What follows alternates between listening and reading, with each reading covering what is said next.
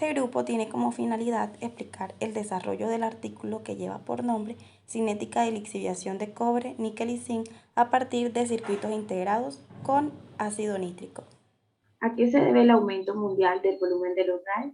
Bien, esta pregunta la responden estos tres parámetros: la baja vida útil de los dispositivos electrónicos, la innovación constante en electrónica y la asequibilidad de estos mismos dispositivos. Entonces, un informe reciente de la Universidad de las Naciones Unidas estimó que para el 2020 el incremento de estos residuos iba a ser del 200 al 400% en Sudáfrica y China y del 200 al 500% en India. Esto en comparación con el año 2007. Además, también notó de que no solamente este incremento se llevaba a cabo en grandes países o grandes ciudades, sino también en países menos desarrollados como Uganda y Senegal. Entonces, la preocupación de que incrementen estos residuos yace en los vertederos de los que van a terminar una vez finalice la vida útil de estos dispositivos, dada la concentración o los componentes de estos residuos que terminan contaminando el medio ambiente. Es por esto que entonces se han venido buscando estrategias del reciclaje. Esta industria del reciclaje invierte miles de millones de dólares para recuperarlos, y es por eso que se han valido de la hidrometalurgia, la pirometalurgia y la biohidrometalurgia para lograr su objetivo de recuperación. Veamos. Para comprender mejor el artículo es necesario tener en cuenta varias palabras y conceptos claves. La sigla WEEE, que traduce al español lo que son los residuos de aparatos eléctricos y electrónicos, los SRIC, que se entienden como polvo de circuitos integrados ricos en sílice, el término leaching, que traduce lixiviación, y la ecuación de Arrhenius, que es una herramienta que se utiliza para comprobar la dependencia de la constante de velocidad de una reacción química con respecto a la temperatura a la que se lleva a cabo esa reacción. Además, también acá se aporta el valor de la energía de activación para los metales de interés en este artículo, que fueron el cobre, el zinc. Ahora, en cuanto a los materiales y la metodología, cabe resaltar de que estos residuos con los cuales se trabajó en el artículo fueron tomados del Instituto de Minerales y Materiales Tecnológicos de India.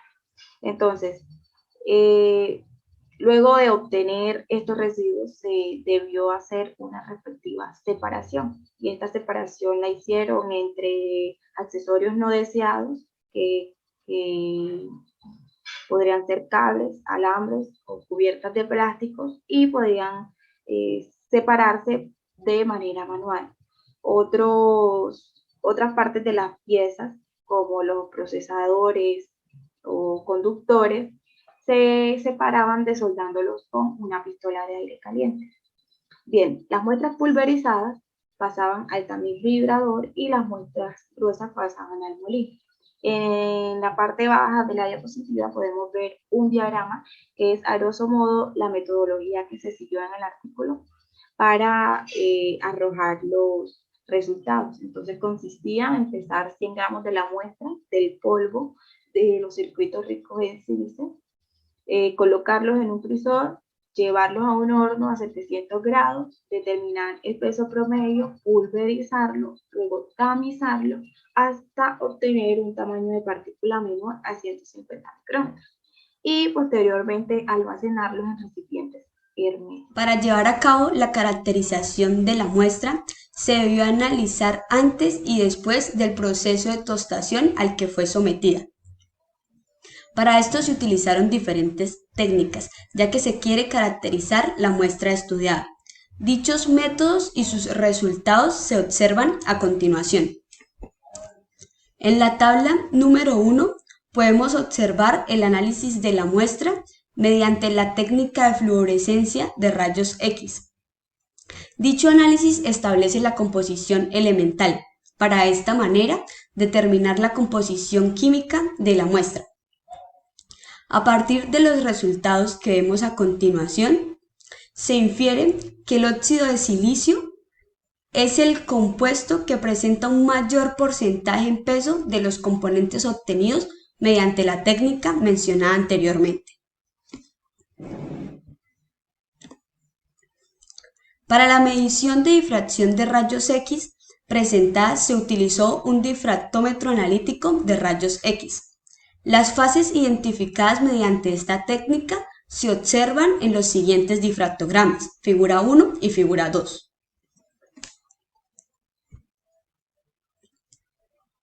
La distribución de tamaño de partículas también hace parte de la caracterización de la muestra. Es por esto que se llevó a cabo mediante un difractor de partículas láser. La figura que vemos a continuación muestra el análisis del tamaño de partícula de la muestra estudiada.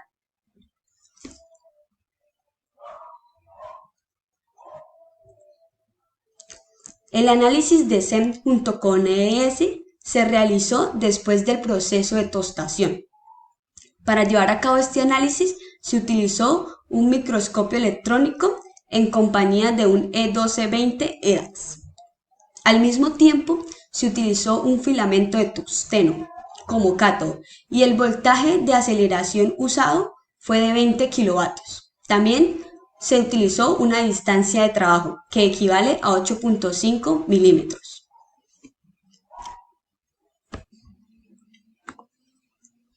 El análisis químico de la muestra fue realizado por digestión con agua regia y ácido fluorhídrico.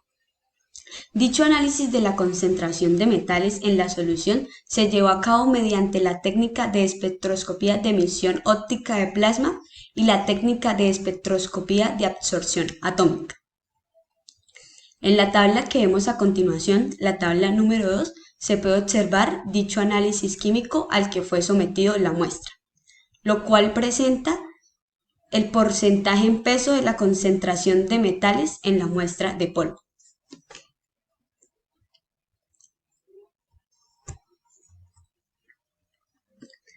Procedimientos de lixiviación. Para llevar a cabo dichos procedimientos de lixiviación se tuvieron en cuenta varios experimentos. Para esto se realizaron en un reactor de vidrio de 0.5 litros, donde se controló la temperatura utilizando un baño de agua termoestático. El primer experimento se inició con una solución de una concentración molar equivalente a 1, el cual contenía ácido nítrico, ácido clorhídrico, ácido sulfúrico y un ácido trifluorometanosulfónico, el cual se usó por separado para llevar a cabo el proceso de lixiviación.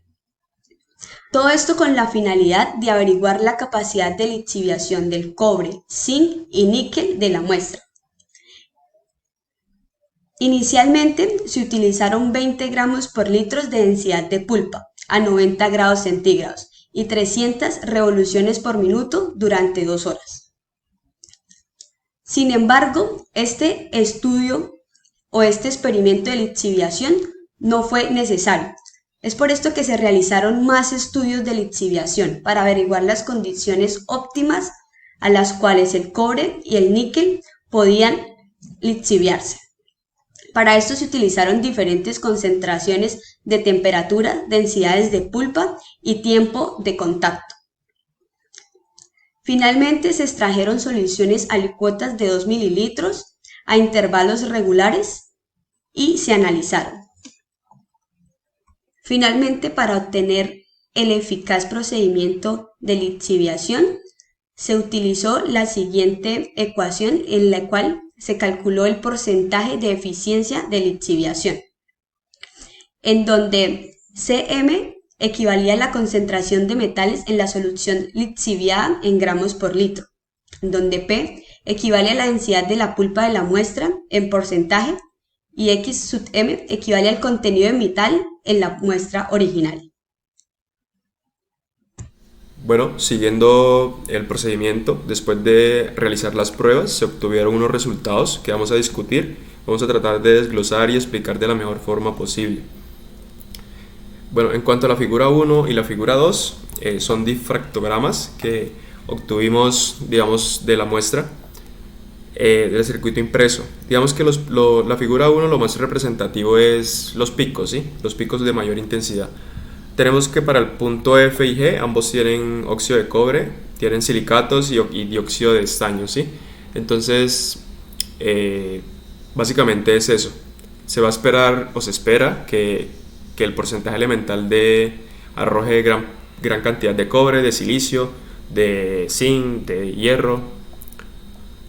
En la parte derecha tenemos otro difractograma, pero es después de la tostación. Recordemos que la tostación se hace es para eliminar ciertas impurezas metálicas.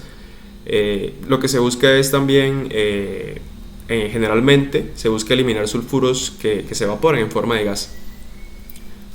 Lo que se busca entonces es formar óxidos como tal, ¿sí?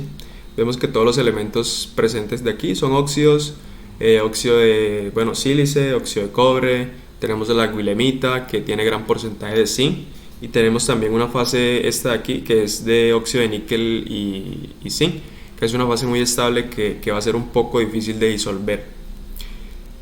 Y es eso. Bueno, la tostación se puede hacer en horno eléctrico de lecho fluidizado, casi siempre se hace ahí en ese horno.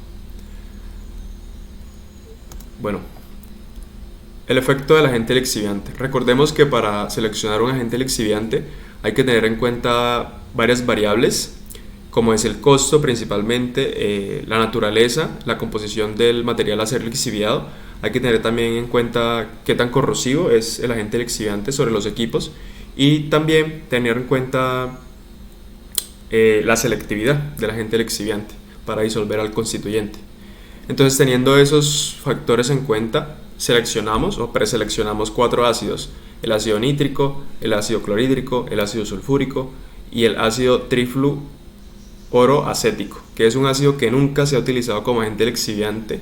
Entonces es muy llamativo. Esperemos a ver qué tal son los resultados. Y también es un ácido que es menos comburente que el ácido sulfúrico y es un ácido muy volátil. Entonces, vemos que para la lixiviación del cobre, ¿qué tan eficientes son los ácidos para lixiviar el cobre? Observamos que el ácido más eficiente es el ácido nítrico. A los 40 minutos ya se ha lixiviado el 100% de cobre, entonces es, digamos que, bastante eficiente.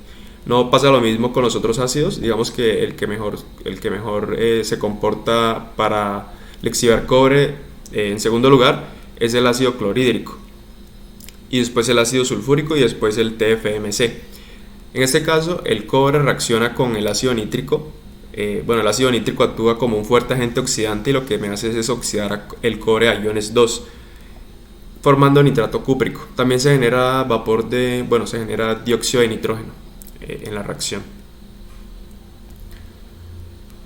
En el lado derecho, en la figura 6, tenemos bajo las mismas condiciones de temperatura, revoluciones y densidad de pulpa, pero en este caso se estudia es la eficiencia de lixiviación del zinc.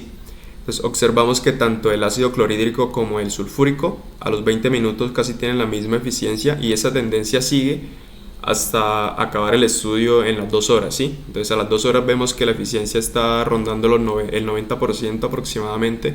Entonces digamos que se puede elegir cualquiera de los dos, tanto el sulfúrico como el clorhídrico. El ácido sulfúrico reacciona con la guilemita para formar sílice y para formar sulfato de zinc. En cambio que el ácido clorhídrico me forma cloruro de zinc, pero entonces también me forma hidrógeno gaseoso, entonces por ese lado no es muy conveniente. Pero se podrían utilizar cualquiera de los dos, básicamente. Y vemos que, a caso contrario de la figura 5, el ácido nítrico no me disuelve o no me lixivia en gran medida al zinc. Bueno, en la figura 7 tenemos lo mismo, la eficiencia de los 4 ácidos, pero en este caso para el níquel. En el níquel hay un caso particular, no sé si recuerdan, que la fase que mencioné que era muy estable, en donde se encontraba níquel, el óxido de níquel y zinc. Con ser fase estable me refiero a que sus fuerzas intramoleculares son muy fuertes. Entonces, digamos que los enlaces que están uniendo los átomos son muy difíciles de romper, para estos 4 ácidos, ¿no? No sabemos si hay algún ácido que funcione mejor, pero en este caso el ácido clorhídrico me lo disuelve o me lo lixivia en un 75% aproximadamente, y vemos que el ácido nítrico me lo disuelve muy por debajo de la media, que es un 35% aproximadamente. Una vez que se hizo el estudio para níquel, zinc y cobre, lo que se hace es escoger un ácido de los 4, el que mejor se comportó disolviendo cada uno de los elementos. Aquí este estudio se seleccionó el ácido nítrico debido a que el cobre, que es el elemento que más presente está en el circuito, con un 35.5%, entonces como el cobre se disolvió en 100% con ácido nítrico, básicamente se escogió es por eso, porque la proporción de cobre es mucho más elevada a comparación con el 1.2 o con el 1.7 que hay de níquel y zinc respectivamente. Entonces básicamente ese fue el factor principal para escoger el ácido nítrico. Después que se escogió el ácido nítrico, lo que hacemos es cambiar variables, digamos como la concentración. En la figura 8 observamos que se trabajó con 0.25 molar, 0.5 molar y 1 molar. La eficiencia de lixiviación para 0.25 molar es muy baja, con casi que el 50%. Obtenemos 100% de cobre lixiviado para 0.5 molar, pero después de hora y media, de 90 minutos. Y la curva que habíamos visto anteriormente, que se obtiene el 100% en 40 minutos. Según estudios de lixiviación de cobre trabajados a partir de polvos metálicos, que es un artículo que se publicó en esta misma revista, el Sevier, una revista que pues está certificada, se determinó o se concluyó que la disolución de óxidos metálicos en ácidos depende mucho de la concentración de H+, depende mucho de la concentración la presencia de iones complejos más que todo, y también depende del potencial redox. Entonces, a medida que aumenta la concentración de ácido nítrico, va a aumentar también la concentración de H+ disuelto, ¿sí? Entonces son directamente proporcionales. Por eso es que la eficiencia se alcanza cuando hay más concentración de ácido. Un caso muy parecido pasa con el zinc, exactamente lo mismo. La mayor eficiencia se alcanza con 1 molar, cerca del 85%, y la menor eficiencia se alcanza con el 0.25 molar, que es la menor proporción. En cuanto al níquel, se sigue manteniendo la tendencia de que no se disuelve, y especialmente con el ácido nítrico. Entonces lo mayor que se puede disolver de níquel es 40%, y eso es con 1 molar. Entonces, en otros estudios que se tenga, digamos, un porcentaje de níquel considerable, obviamente no se va a utilizar ácido nítrico, se va a utilizar ácido clorhídrico, que fue el ácido que mejor eficiencia obtuvo para disolver níquel. A continuación se presentan entonces los efectos de los parámetros como la temperatura, la densidad de la pulpa y el tamaño de partícula.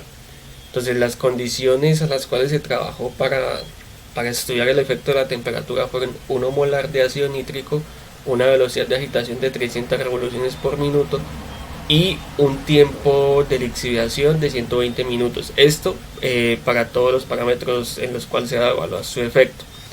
Y particularmente una densidad de pulpa constante de 20 gramos por litro.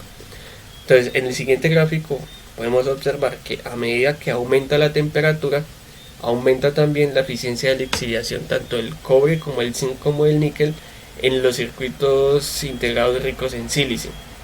También se puede observar que tanto para el cobre como para el zinc la eficiencia de lixiviación, o sea, su disolución fue mucho más rápida que en comparación con el níquel. ¿Por qué sucede esto? Resulta que el ácido nítrico no es un buen agente lixiviante para el níquel, o sea, no es eficiente. ¿Por qué? Al momento de caracterizar las muestras, el polvo de los circuitos integrados ricos en sílice, se observa en el difractograma que el níquel al momento de tostarse forma una fase estable de óxido de zinc y óxido de níquel, por lo cual es más difícil disolver con ácido nítrico. Como anteriormente se había mostrado, hay ácidos que tienen unas mayores eficiencias de lixiviación para el níquel. Entonces, de manera general, a medida que se aumenta la temperatura, también aumenta la eficiencia de lixiviación para estos metales. Ahora, el efecto de la densidad de la pulpa. Las condiciones de trabajo son las mismas que había mencionado anteriormente, se pueden observar aquí en la descripción del gráfico. Aquí se puede apreciar entonces que a medida que aumenta la densidad de la pulpa, disminuye la eficiencia de lixiviación tanto del cobre como del zinc y del níquel. ¿Por qué sucede esto? A medida que la densidad de la pulpa aumenta, hay una disminución en la cantidad de reactivo líquido por unidad de peso del sólido. Recordemos entonces que a medida que la densidad de pulpa es mayor, está asociada a un mayor porcentaje de sólidos y a un tamaño de grano más fino. Esto conlleva que se tenga que utilizar una mayor cantidad de agente lixiviante para que el efecto de la eficiencia de lixiviación sea mucho mayor. ¿Por qué? Porque al tener más cantidad, más porcentaje de sólidos, pues se tienen más partículas en suspensión y se necesita que el agente lixiviante tenga un mejor contacto con todas ellas. Entonces, por eso es que en esa investigación recomiendan que si se quiere trabajar con densidades de pulpa más altas, se utilicen concentraciones muchísimo mayores a 1 molar. ¿Listo? Y por último, se tiene el efecto del tamaño de la partícula.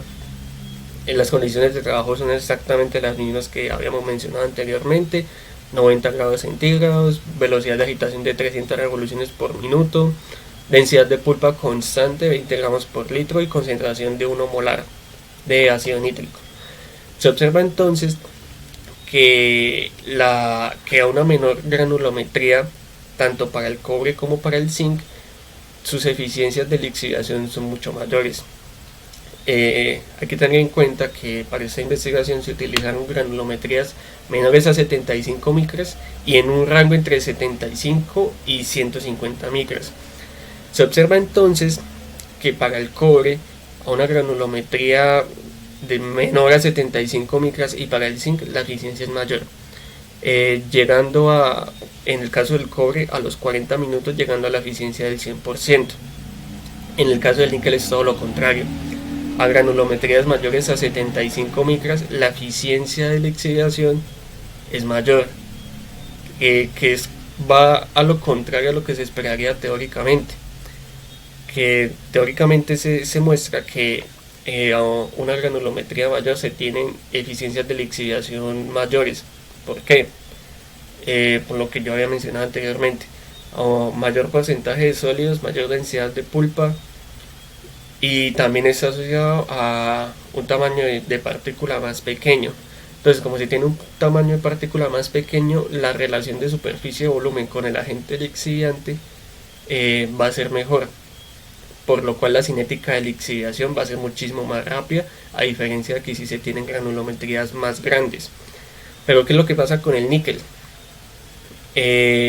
Para este caso particular, pues se evidencia en esta investigación que a granulometrías mayores para el níquel hay una mejor liberación de las fases de este metal, por lo cual entonces a granulometrías mayores a 75 micras va a haber una mejor disolución del níquel.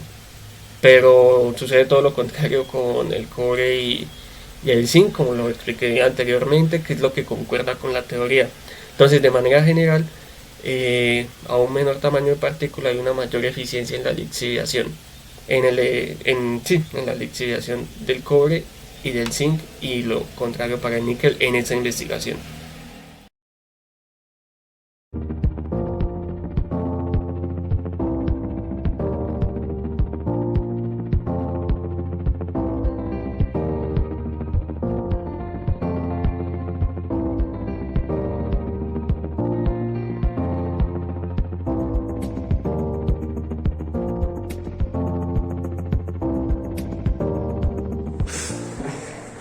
Bueno, aquí observamos la disolución del cobre utilizando ácido nítrico.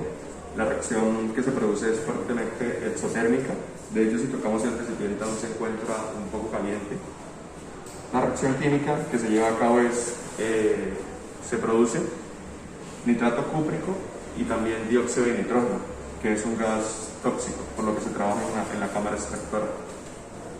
Además, el cobre pasa a convertirse en nitrato de cobre, nitrato cúprico, porque el ácido nítrico es un fuerte agente oxidante. Entonces lo que hace es oxidar al cobre a iones 2. Ok, ahora vamos a hablar de la caracterización de los residuos lixiviados.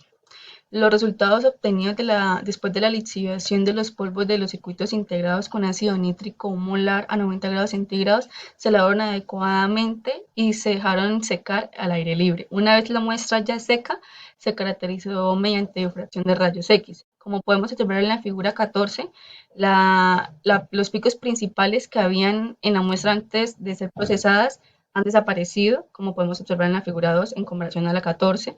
La intensidad de los picos residuales han disminuido y la fase es representada ahora por óxidos de silicio, de estaño y silicatos de zinc. Además de todo esto, se hizo un análisis químico en el que se encontraron contenidos de cobre de 0.1%, de zinc de 0.61% y de níquel de 1.28%.